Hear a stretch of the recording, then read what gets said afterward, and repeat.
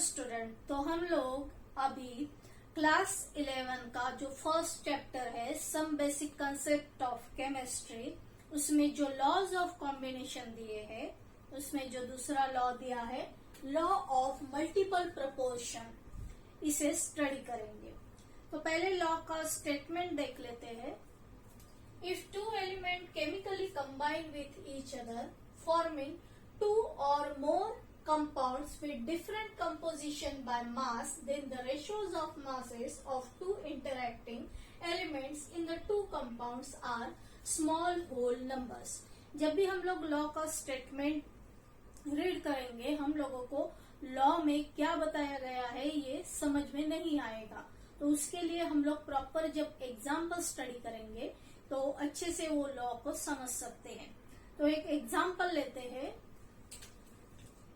जैसे hydrogen plus oxygen gives water, that is H2O।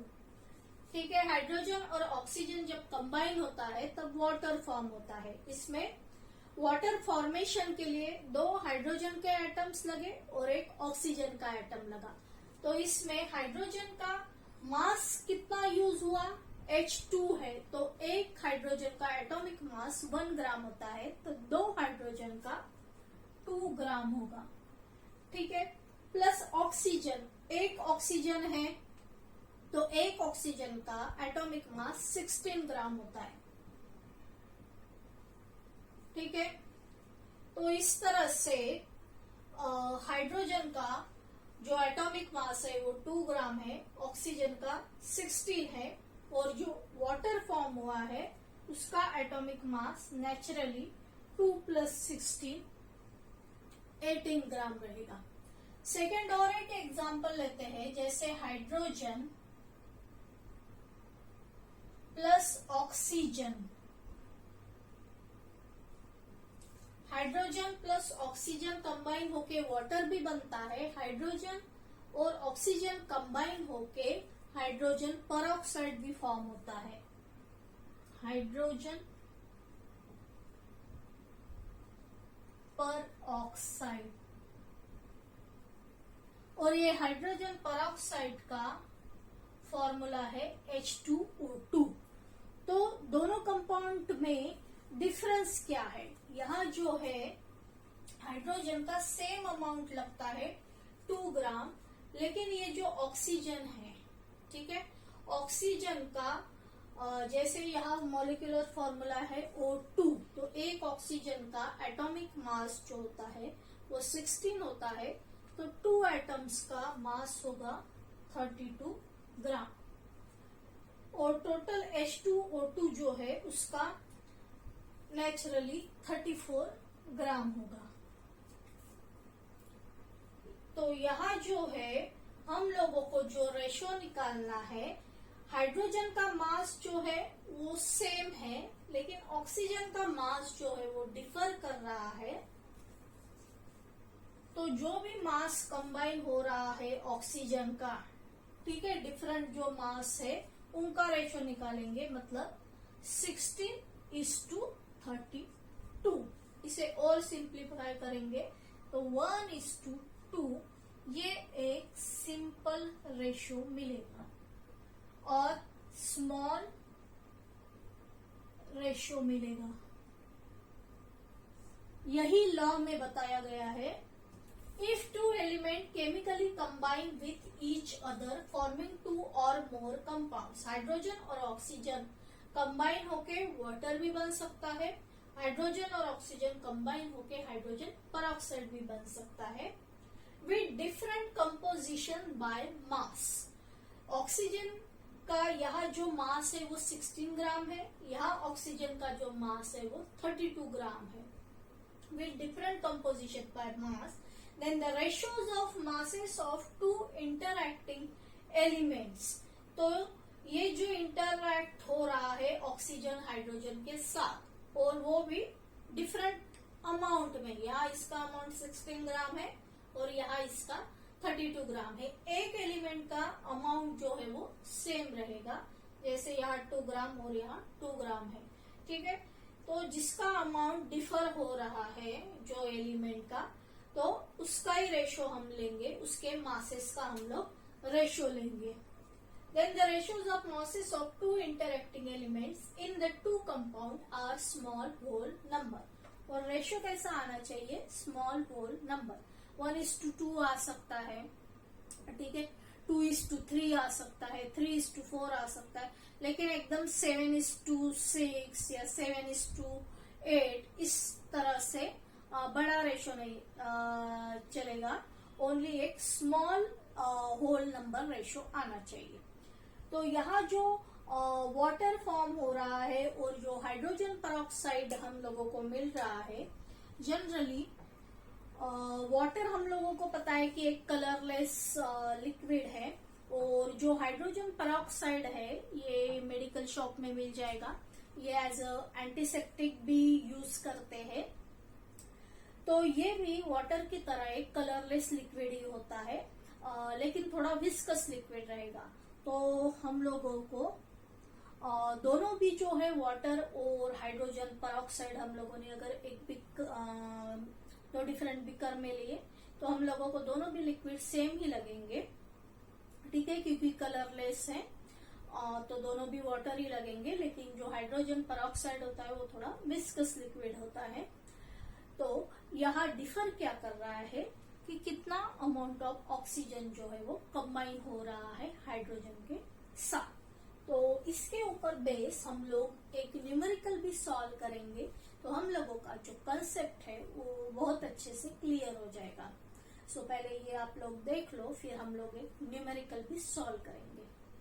Numerical is two elements, carbon and oxygen are forming two compounds. The percentage of carbon in one compound is 42.9%, while in another compound it is 27.3%. Show that the data follows law of multiple proportion. दो compounds है carbon और oxygen से बने हुए, carbon dioxide हो सकता है, carbon monoxide हो सकता है। सो यहाँ कंपाउंड्स कौन से फॉर्म होते हैं वो नहीं पूछा है, लेकिन जो भी गिवन डेटा है वो फॉलो करता है लॉ ऑफ मल्टीपल प्रोपोर्शन या नहीं वो पूछा है। तो शुरू में हम लोग क्या करेंगे कि जितना भी परसेंटेज दिया है उससे पहले ये देखेंगे कि कार्बन कितना प्रेजेंट है और ऑक्सीजन कितना प्रेजेंट है। अगर इस तरह से परसेंटेज के फॉर्म में दिया है तो कंपाउंड का वेट हम लोग 100 ग्राम लेंगे। जो भी कंपाउंड फॉर्म हो रहे हैं दो कंपाउंड, उनका वेट 100 ग्राम रहेगा। तो फर्स्ट कंपाउंड में हम लोग देखेंगे तो जो वेट रहेगा वो 100 ग्राम है टोटल कंपाउंड का, लेकिन जो फर्स्ट कंपाउंड जो बनेगा, सो इन द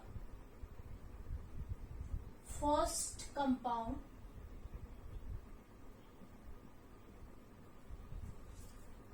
,42.9% कार्बन का दिया है, मतलब 100 में से 42.9 माइनस करेंगे तो वो ऑक्सीजन का वेट मिलेगा।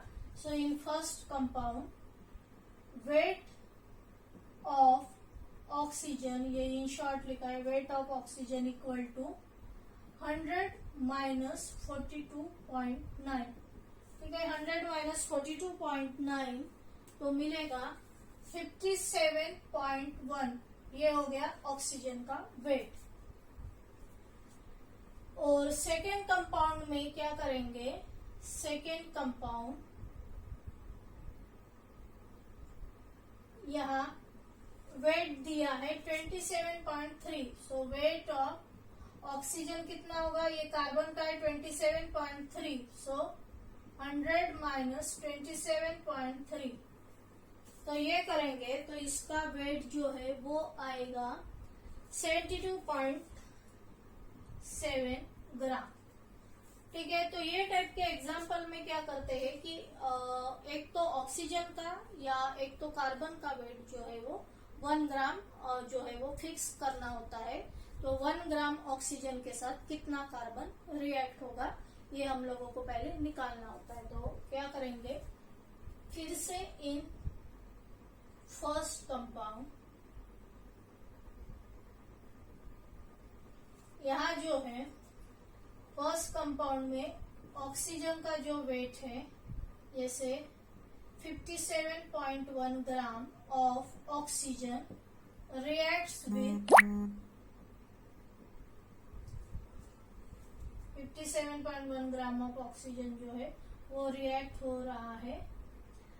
ये ऑक्सीजन का अमाउंट है, तो वो 42.9 ग्राम कार्बन के साथ वो रिएक्ट हो रहा है, ग्राम ऑफ कार्बन।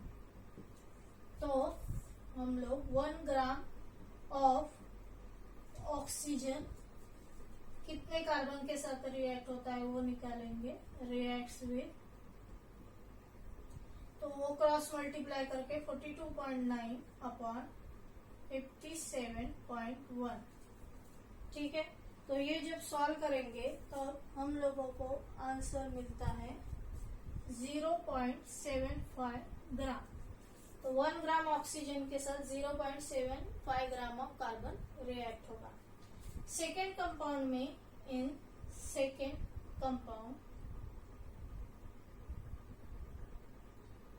कंपाउंड में जैसे ऑक्सीजन का है 72.7 gram of oxygen reacts with इतना ऑक्सीजन 27.3 ग्राम ऑफ कार्बन के साथ रिएक्ट हो रहा है। तो हम 1 gram of oxygen reacts with, तो किसके रिएक्ट्स विथ 27.3 अपॉन 72.7, ये कैलकुलेट करेंगे तो हम लोगों को मिलेगा 0.375 gram of carbon. So 1 gram of oxygen के लिए 0.375 ग्राम आ रहा है। तो इसे एक टेबुलर फॉर्म में लिखेंगे। एक ऑक्सीजन एलिमेंट है, एक कार्बन है, ये है फर्स्ट कंपाउंड, ये है सेकेंड कंपाउंड। दोनों भी कंपाउंड में ऑक्सीजन का मास फिक्स किया है 1 ग्राम 1 ग्राम। यहाँ कार्बन का आ रहा है 0.75 ग्राम और यहाँ 0.375 ग्राम, ठीक है। 1 ग्राम फिक्स किया है। जो अनफिक्स है अमाउंट, दोनों का जो अलग अलग अमाउंट है उनका हम रेशो निकालेंगे। 0.75 अपॉन 0.375, तो इसके डबल होता है 0.75, मीन 0.375 इंटू 2 0.75 होता है। तो ये यहाँ आएगा 1, यहाँ आएगा 2। तो लास्ट में हम लोगों को एक सिंपल होल नंबर रेशो मिल रहा है 2:1। सो ये जो गिवन डेटा है वो फॉलोज करता है law of multiple proportion. Thanks for watching this video.